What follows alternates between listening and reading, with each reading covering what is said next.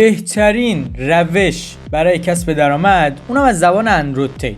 خب توی یک مصاحبه اومدن از تیت پرسیدن که آقا بهترین روش برای کسب درآمد چیه؟ حالا اندروید تیت چی جواب داده باشه خوبه. هممون میدونیم درآمدی که آنلاین باشه الان بهترین و منطقی ترین کاره.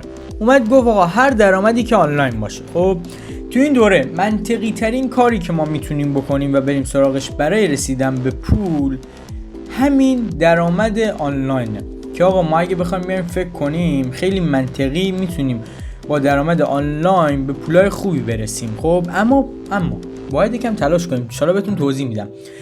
پس درآمد آنلاین تا اینجا بهمون کمک میکنه، اما چطوری؟ ببینید خب ما یک سری کارا باید انجام بدیم برای رسیدن به اون پوله از طریق درآمدهای آنلاین.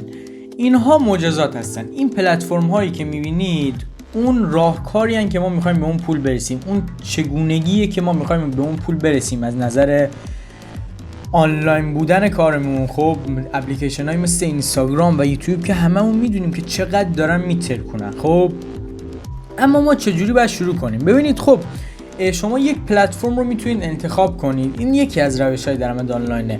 روش سرمایه گذاری کنید با مهارت هایی که دارید. یکی میگه آقا من میخوام آموزش زبان انگلیسی بدم، یا تو یوتیوب یا تو اینستاگرام شروع میکنم. یکی میگه آقا من میخوام محصول بفروشم.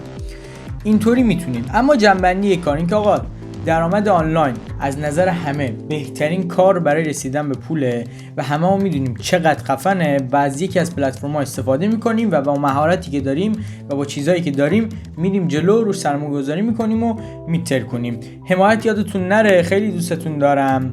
امیدوارم ساب کوچولو کنید و از ما حمایت کنید. خیلی مخلصیم. گودبای.